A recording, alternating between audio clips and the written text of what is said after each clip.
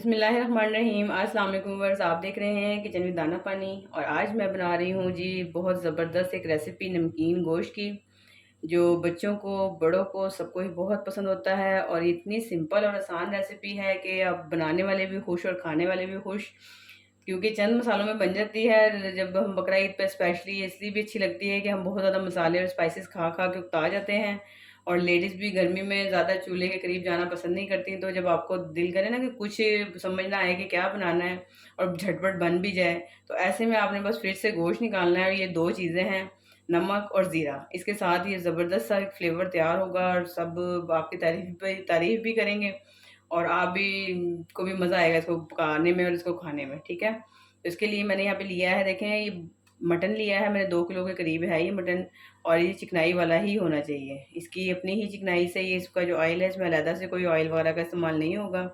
तो ये मैंने दुम्बे का गोश्त लिया है, ये उसी की चिकनाई वाला गोश्त है। ये देखें जो चक्की दुम्बा जिसे कहते हैं, तो ये चक्की का साथ ये पीसीज हैं जो इसमें नज़र आ रहे हैं, और साथ ये हड्डी वाला गोश्त होना चाहिए। ठीक है, आपने इसको यानी कि रूखे गोश्त में नहीं बनाना, इसके लिए लाजमी हड्डी वाला गोश्त हो और चिकनाई वाला गोश्त। और किसी वजह से अगर चिकनाई ना मिले या कम हो, तो उस सूरत में आप इसमें ऑयल का या घी वगैरह का इस्तेमाल कर सकते हैं। और साथ ही ये देखें, दो 2 किलो गोश्त है, तो 2 से ढाई टेबल स्पून तक मैं इसमें ज़ीरा लेना है। और नमक की क्वांटिटी हमने कम रखनी है, 1 टेबल स्पून से भी थोड़ा सा कम है, क्योंकि इसमें मज़ीद कोई मसाला नहीं जाएगा। तो नमक का फ्लेवर जो कवर कर सके मसाले, ये सिंपल मसाला ही नमक ही है इसमें। अगर कम लगे तो बाद में हम डाल सकते हैं, लेकिन इसमें नमक कम होगा क्योंकि गोश्त के अपने भी नमकियात होते हैं।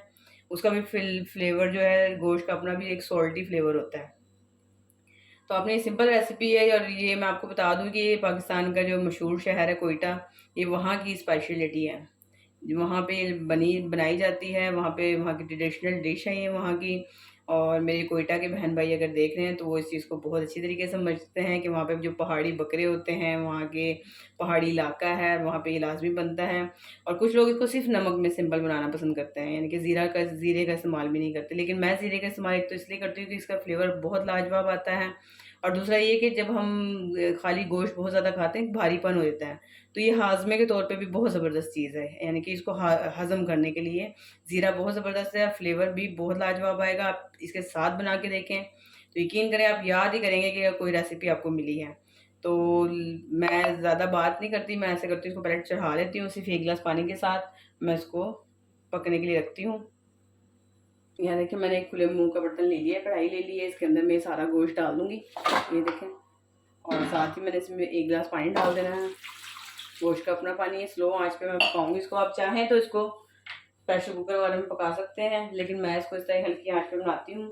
और ये देखें, साथ ही मैं इसमें डाल दूँगी ये ज़ीरा और ये नमक। बस कुछ भी नहीं है, आप इंजॉय करें, चिल करें अपने बच्चों के साथ, और इसे हल्की आंच पे पकने के लिए रख दें, और ये खुद ब खुद पक जाएगा।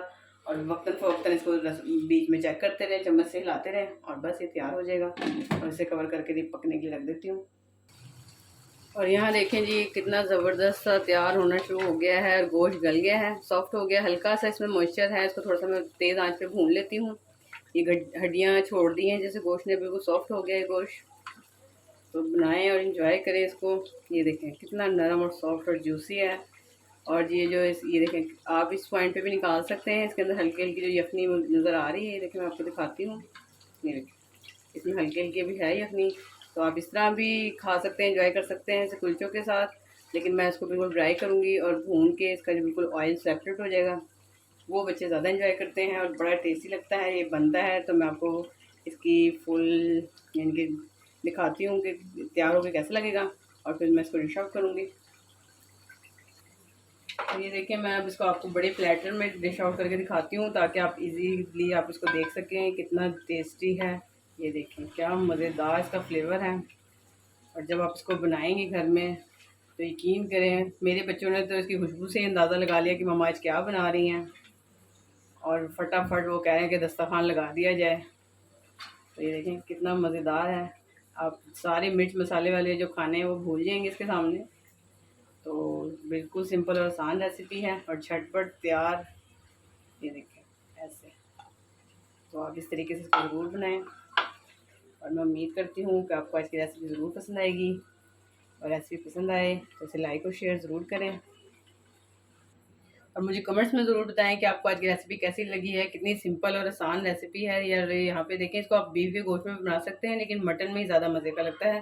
اور دوسرا، بالکل ایک قطرہ بھی آئل نہیں میں نے اس میں استعمال کیا. یہ اس کی چربی کا ہی جو ہے وہ گوشت ہے. جو لوگ چربی نہ پسند کرتے ہوں تو وہ ڈال سکتے ہیں، لیکن یہ گڈ فیٹ ہوتا ہے. یہ چربی نقصان دہ نہیں ہوتی، الٹا یہ فائدہ مند بھی ہوتی ہے اور ذائقے میں بھی اچھی ہوتی ہے.